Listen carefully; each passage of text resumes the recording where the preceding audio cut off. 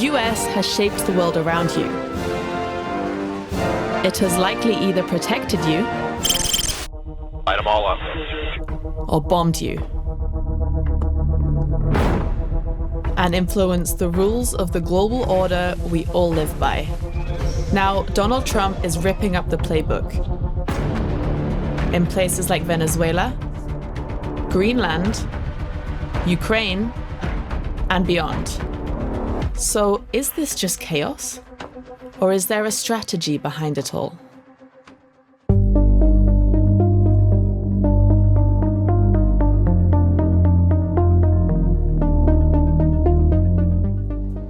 We are going to run the country. We'll be hitting them very hard where it hurts. We are going to do something on Greenland, whether they like it or not. The world is grappling to make sense of it all. A world without rules. 当前国际形势变乱交织。 The new world order. New world orders don't just appear out of nowhere. They emerge after major ruptures, like World War II, when the United States rose as a superpower. It shaped a system of new rules to prevent another global conflict. Borders were meant to be respected, free trade encouraged, international institutions were set up to oversee it all. People later started calling it the rules-based order. During the Cold War, the Soviet Union challenged US power, militarily and ideologically. When the Soviet Union collapsed, the US went from superpower to hegemon, the most powerful player that called the shots in a brave new world. A world where the rule of law supplants the rule of the jungle, a world in which nations recognize the shared responsibility for freedom and justice, a world where the strong respect the rights of the weak. Of course, the US were the good guys. And the world's greatest democracy will lead a whole world of democracies, shaping a balance of power that favors freedom, to assure the rule of law and the rights of man.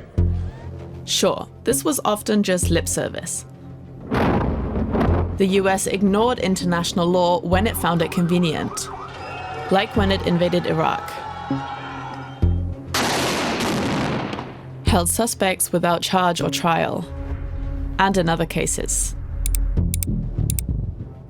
Was the rules-based order ever a real thing?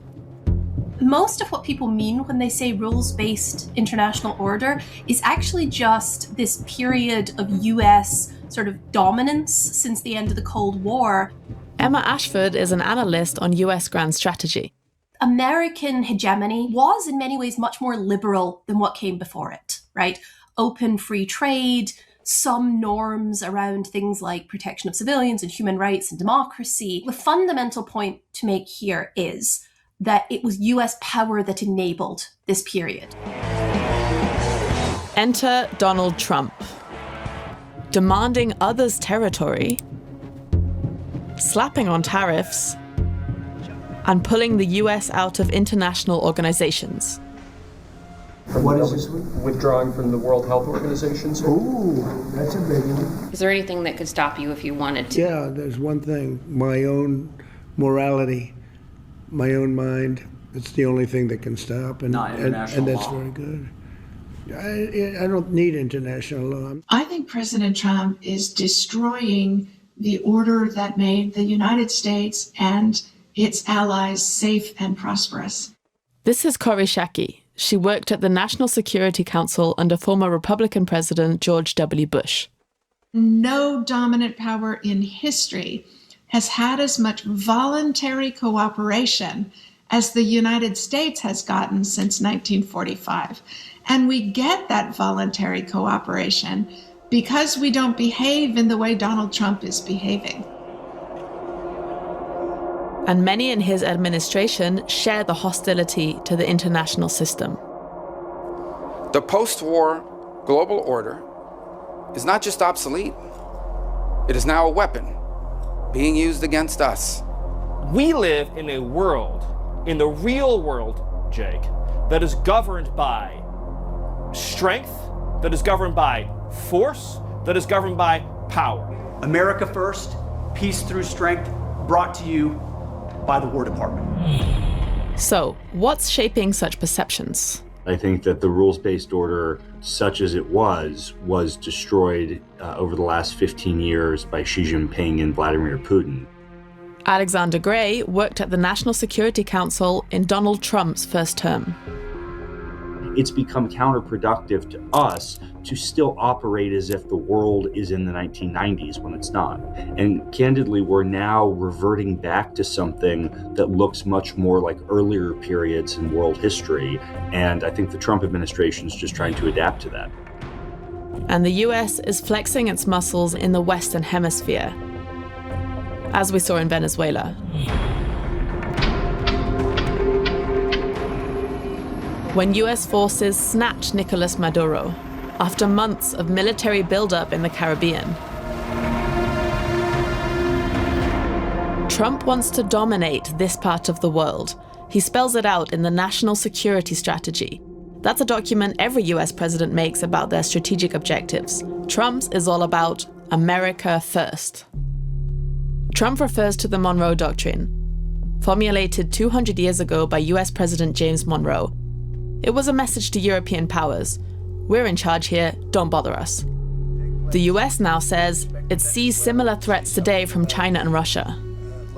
We have spent 25 years ignoring the hemisphere largely, and China and Russia have gained significant strategic, economic, and I would even argue dual-use or military leverage in the hemisphere. That is an area of special concern for us, and so we have to have a more proactive, I would argue, approach to addressing those threats. I genuinely don't understand the Trump administration's obsession with bullying our neighbors in the Western Hemisphere.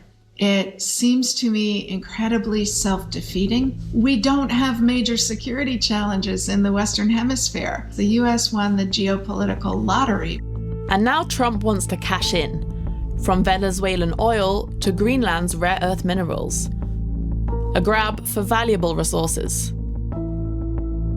So Trump has got everyone talking about the Western Hemisphere. But look at this. This is where US airstrikes struck in Trump's first year back in office. He's perfectly happy to use military force to achieve his goals. There's been this debate, I think common misconception in Washington and elsewhere, that Donald Trump is an isolationist, that he is wanting to pull the US back from the world. And that is just not accurate. So it's about how Trump engages with the world. You don't have the cards right now. First off, with the US's friends. You're gambling with World War III. Or this about NATO allies. We've never needed them. They'll say they sent some troops to Afghanistan or this or that. And they did. They stayed a little back, a little off the front lines. And the US's friends are taking it badly. I consider President Trump's remarks to be insulting and frankly appalling. And Canada never, ever will be part of America. Les États-Unis se détournent progressivement de certains de ses alliés. So what does all this have to do with US strategy? I think the big shift that we're seeing in US foreign policy is the result of this realization that the world is changing, that the US is no longer, so far out ahead of every other country in the world that we can't necessarily do everything anymore, and so we need to focus. This focus concerns the US global military footprint. You see, these are the countries the US officially designates as major allies. And many of them host US military bases and facilities. US Congress says there are around 120 of them in the world. Independent experts count 750. Here are some of them. There is no complete public list. No other country has anything close. There are bases in some of the most remote and diverse locations you can imagine. This vast and controversial network allows the US to deploy forces rapidly almost anywhere. Plus, there are its aircraft carriers, kind of like floating bases. Strategically, this footprint is supposed to serve three main purposes. In Europe, deterring Russia. In East Asia, keeping China in check. And in the Middle East, staving off Iran. So, three potential flashpoints. But being ready for war in all three regions at the same time is extremely difficult, even for the United States. For example, just in January, when Iran cracked down on protests, Donald Trump threatened the country's leaders with strikes. But at the time, major vessels needed for the job were elsewhere. It took 10 days for this aircraft carrier, the USS Abraham Lincoln, to go from the South China Sea to the Persian Gulf. So that's strategic overextension in practice. It's the notion that we had tried to do so much around the world that we don't actually have the military assets we need to do it. And unless we want to spend a lot more, build up a much larger military, we need to find a way to dial down what we're trying to do. This brings us back to US allies. The US wants Europe to handle Russia and Gulf allies to deal with Iran so that the US can back away and focus on China instead. Russia is not a medium-term threat, and it's not a long-term threat to the United States. To me, that is a local European problem that can be provided for with some US support. From NATO's early years onwards, many US presidents have wanted European allies to spend more on defense. Now, Trump is one reason why they are paying up. But because he's putting the alliance itself in question. If they don't pay, I'm not going to defend them. For the first time in decades, Europeans are openly discussing whether the US would come to help in a crisis. I think our NATO allies are completely justified in their worry, and it grieves me so much that my government is doing so much damage to that transatlantic link. I think his determination is that Europe needs the United States more than the United States needs Europe. Over in the Middle East, the US wants scenes like these to remain a thing of the past. The failures of the Iraq and Afghanistan wars made many Americans skeptical of foreign interventions.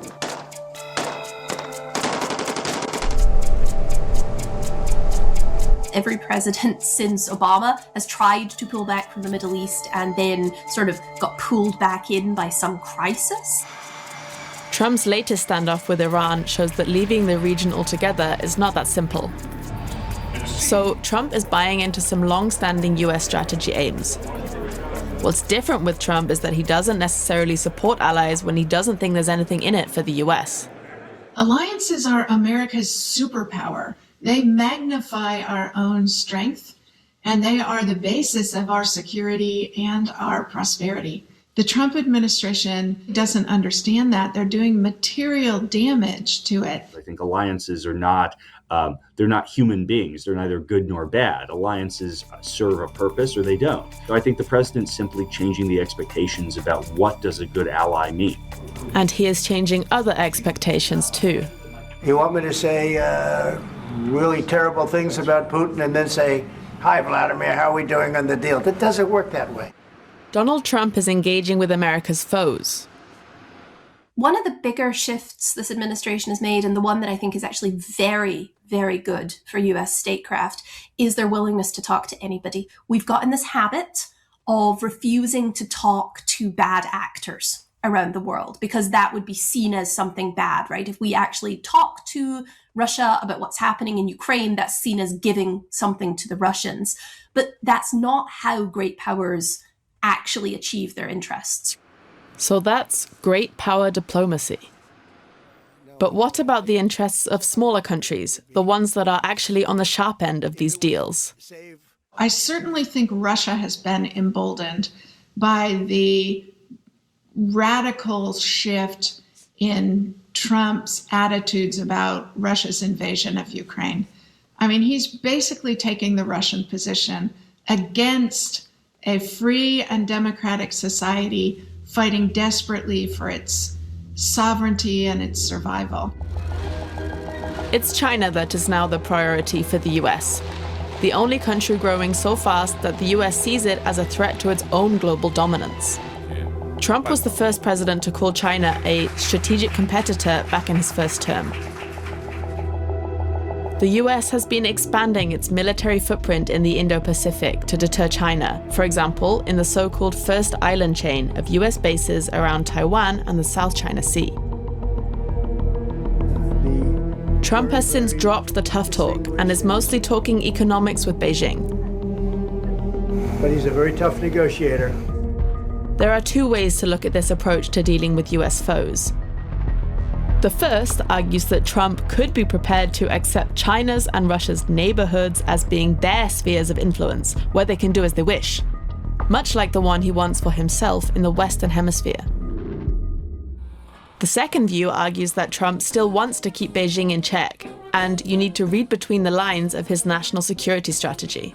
It is the policy of the United States to prevent any one power from gaining hegemony in regional hegemony. Clearly, that is aimed at China, and the desire to keep a free and open Indo-Pacific, obviously directed at China. So, if you take the document in its totality, it is very much a document about U.S. priorities for dealing with a world in which China remains our paramount security threat. In fact, the US is quietly continuing to expand its military footprint in the Indo-Pacific. Plans are underway to station US submarines in this naval base on Australia's west coast. So Trump says he will continue deterring China in the Indo-Pacific, even though he is pursuing his own sphere of influence closer to home. The US feels that it has primacy in Latin America and has done since the Monroe Doctrine. That's not the same thing as giving other states a sphere of influence. They're not, giving away the world, but they are focusing much more on what they see as our own sphere of influence. It's hypocritical, but that's great power politics. So underneath all the chaos, there is a strategy. Donald Trump wants to control the Western Hemisphere, pull back from Europe and the Middle East, and contain China in the Indo-Pacific. And to achieve this, he's prepared to shake up the old world order, ditch alliances, and flout international law. I don't need international law.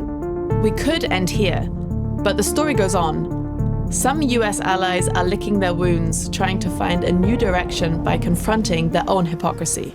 We knew the story of the international rules-based order was partially false. This fiction was useful.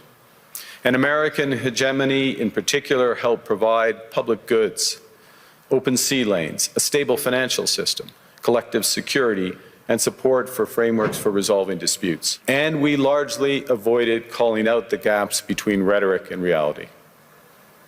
This bargain no longer works. Middle powers are now hedging their bets and reaching out to other players. Everybody agrees unipolarity is ending, but they don't necessarily agree on what's coming next.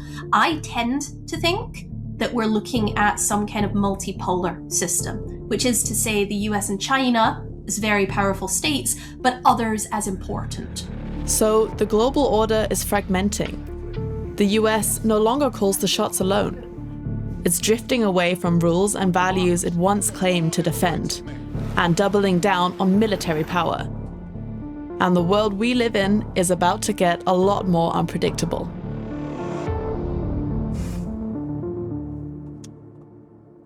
Bom documentário. Obviously directed at China. É isso aí que temos agora, em que o mundo está isto, né, que estamos a ver, que basicamente os Estados Unidos vai se retirar do Médio Oriente e vai estar mais ali encostado à Ásia, manter ali a China por perto e manter ali também a América Central e a América do Sul e continuar a sua hegemonia e o seu poder por todo lado. Mas já vimos que está a diminuir e a China está a vir aí com força. Vamos ver como é que vai ser nos próximos tempos a disputa entre a China e os Estados Unidos. Antigamente era a União Soviética e os Estados Unidos, mas desde que caiu a União Soviética, os Estados Unidos tomou conta do mundo por completo. Não tem ninguém, não tem nenhum adversário que possa medir força. Só tem a Rússia, que tem as bombas nucleares e pronto. Não consegue medir as forças com os Estados Unidos. E agora surgiu um novo player, que é a China. Esse aí consegue medir força, mas em termos militares ainda não. Então, vamos ver o que é que vem aí nos próximos tempos. Espero que nada extraordinário. Entremos no mundo, numa nova ordem, em que não haja guerras, não haja toda essa briga que temos agora. Estamos juntos, inscrevam-se aí no canal e deixem um like.